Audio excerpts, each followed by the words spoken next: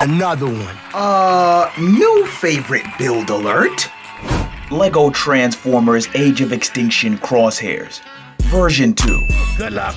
Where are you going? To lay some hate.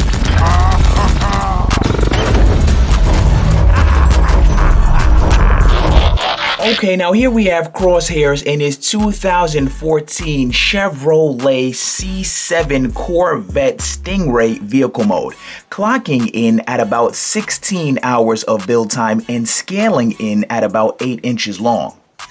Now, some of the subscribers may be a little bit confused because I just said this is the version 2, but if we take a look at the channel, my mans, where the version 1 at? You see, the thing is, I built the version 1, saw some flaws with it, said, Hold up. Wait a minute. and then revamped it into the version 2 in the same day.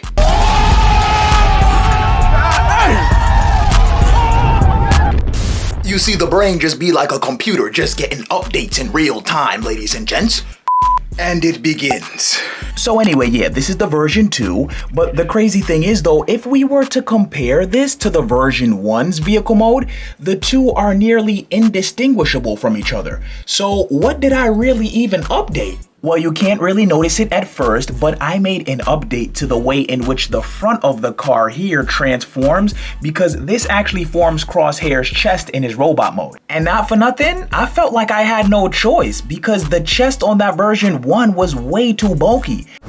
In fact, it was so bulky, I got tight. Because I've always had this issue of the chest on my car Transformers being a little bit too bulky. Because 9 times out of 10, the front of the car forms the chest of the Transformer. And if the car is this wide, then the chest then has to be this wide as well. But then I was like, wait a minute. The way I see it, we got two options. I can either make a false chest flip up from under the car like I did with my Sentinel Prime so that it'll be extremely accurate, but it won't really be using any of the actual portions of the front of the car, or I can run a Technic bar through the frame of the front of the car, cut out the middle portion of the bumper, and then make it so that each half of the front of the car can slide in, thus closing the gap and minimizing the width of the chest in his robot mode. And then when he gets back into his vehicle mode, the two halves can slide out and meet the width of the car, and it really won't look like anything has changed at all. Oh. That's hold up. Thus avance. Yeah, boy. Now you know what's not advanced? These. Huh? Yeah, Transformers Age of Extinction Crosshairs is supposed to have this like metal trench coat that he flaunts in his robot mode, and it's supposed to be built into his transformation, but it is not on mine. So unfortunately, I had to, no, it's fine. I just had to do a little, parts forming to get that coat in there. Are you serious right now, bro?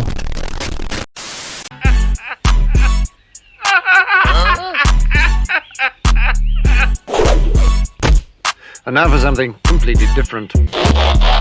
Damn, son, where'd you find this? Mr. Leader of the Freak Galaxy's back.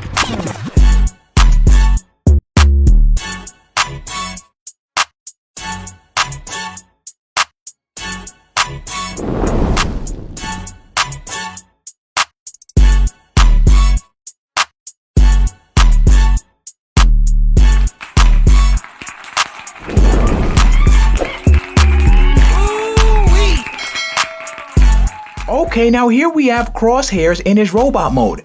Now, you're not gonna see it at first, but if we do a side-by-side comparison of the chest designs, you'll be able to see that the version 1's chest design was about 20% bulkier in terms of width, which somehow made the entire body look bulkier.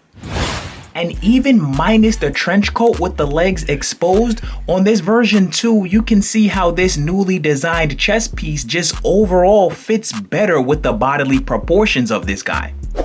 Now this is gonna sound crazy, but even after all of that, this Crosshairs is still too bulky. What? But this bulkiness I can take because it's not taking away from the overall accuracy of the build and it's not distracting like it was on that previous version. And I'm not even gonna hold y'all.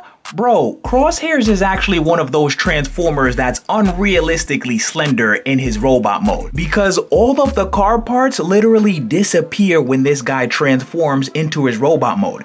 And minus the wheels towards the ankles in his movie design, he really wouldn't even look like he transformed into anything. So I'm not saying it's impossible to get a version of this guy that is as slender as his movie rendition, but bruh, there wasn't much to work with.